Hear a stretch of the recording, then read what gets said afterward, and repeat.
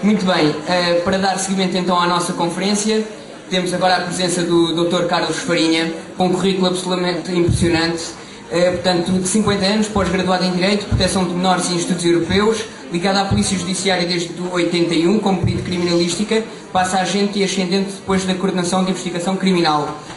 Vai falar um bocadinho sobre o carjacking, o funcionamento da cooperação entre o laboratório e as várias valências da polícia e a importância do laboratório da Polícia Científica para o combate ao crime.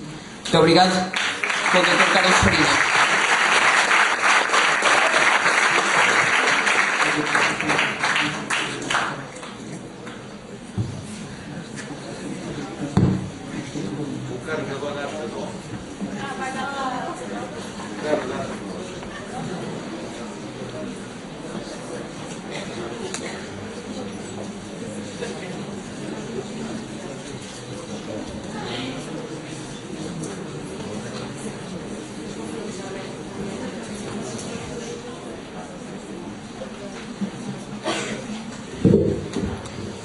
Muito boa tarde a todo o auditório, em especial aos meus colegas de mesa, ao meu amigo Moita Flores, conhecido há mais de 2 décadas, e também aos meus representantes da GNR, da PSP e ao outro participante. Eu gostaria de começar por agradecer o convite, porquanto, apesar do tempo não ser exatamente aquilo que mais disponho neste momento, regressar, ouvir, participar numa iniciativa deste tipo é um pouco revisitar as origens, porque nasci aqui há 50 anos e aqui tenho laços de afeto e de sangue e aqui gosto muito de retornar. Portanto, é um especial prazer e uma honra também aceitar o convite para aqui estar. Por outro lado ainda, a minha primeira atividade profissional não foi na Polícia Judiciária, foi no ensino. Nada que vir ao meio escolar é uma segunda razão simpática e grata de revisitar as origens. Estava a ouvir o Moita Flores e a lembrar-me, quando ele citou o Laurino Lúcio, de uma expressão também do Laurino Lúcio que dizia que não há adultos perfeitos ou completos sem terem sido transgressores na juventude. Eu, se fui ou se pretendo ser um adulto completo, as transgressões que fiz foi justamente neste meio, foi justamente aqui em Tomás, espero que estejam a maior parte delas prescritas e que os danos decorrentes tenham sido bastante menores do que as vantagens de as ter feito. Vale isto por dizer também que aplaudo e apoio e incentivo a que os jovens tenham iniciativas de reflexão sobre o mundo social em que vivem, e nomeadamente iniciativas de reflexão sobre o fenómeno criminal que, de alguma forma, os cerca. O que vos proponho em termos de comunicação, alertando desde já para que o que eu digo, ainda que me vincule pessoalmente, não me vincula institucionalmente, o que eu digo é a minha opinião das coisas, e o Moita Flores está autorizado a sair, porque já tinha pedido, mas aquilo que digo é uma perspectiva pessoal e institucionalmente situada, mas não institucionalmente vinculante. Quero-vos alertar para que aquilo que eu vos transmita não é a única verdade possível. É um dos enfoques, é uma das verdades possíveis a propósito da realidade do mundo criminal. Pensei preparar esta comunicação essencialmente em 3 partes.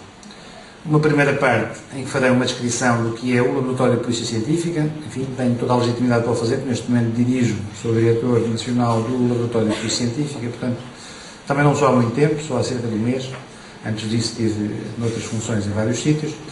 Depois, quero-vos falar um pouco, além do laboratório, quero-vos falar um pouco da realidade da investigação criminal e da realidade concreta da Polícia Judiciária. E a seguir terei algumas considerações sobre a alteração dos paradigmas criminais e sobre o fenómeno do carjacking propriamente dito. Começando pelo Laboratório de Polícia Científica. O Laboratório de Polícia Científica é aquele sítio onde se fazem as análises forenses. É uma instituição que tem cerca de 50 anos de idade. Fazem-se as análises forenses de um conjunto de áreas, nomeadamente, voltando aqui atrás, nomeadamente da balística, da biologia, da criminalística, da documentaloscopia, da escrita manual, da física, da logoscopia, da química e da toxicologia. Se calhar por cada uma dessas áreas poderíamos perder aqui algum tempo a explicar o que era. Eu vou tentar passar isto de forma rápida para vos dar uma noção residual.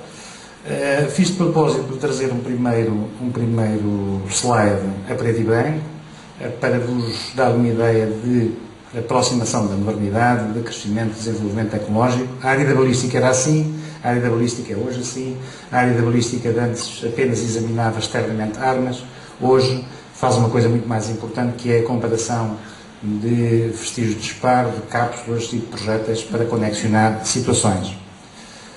Num outro plano, a biologia, isto é apenas um aparelho de biologia, é igual a muitos outros que se encontram nos laboratórios de outro tipo de áreas, nomeadamente a saúde.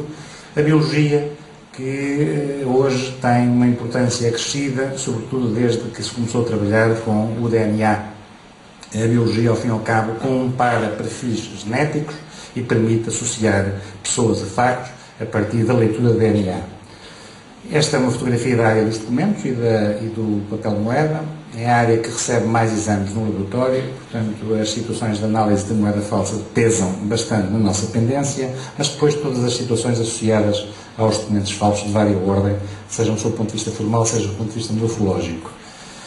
A escrita manual, as pessoas pensam que já não se escreve, mas mesmo que não se escreva, assina-se e, portanto, a escrita manual continua a ser fundamental em termos de comparação para a identificação de quem for o autor de determinado escrito ou determinada assinatura, a partir da análise dos pormenores da escrita. Ainda hoje me dizia a responsável por esta área, ninguém escreve duas vezes da mesma forma, por muito certinha que tenha a letra, e, portanto, encontrar os padrões de identificação nesta área é um trabalho bastante complexo, mas absolutamente necessário. Depois, a área da física, que faz o chamado análise física das tintas, dos vidros, por exemplo, numa ótica, quando há um acidente e é preciso demonstrar que os vidros deixados no local pertenciam a determinada marca ou a determinado veículo, quando isso é solicitado, quando há subjacente qualquer problema criminal.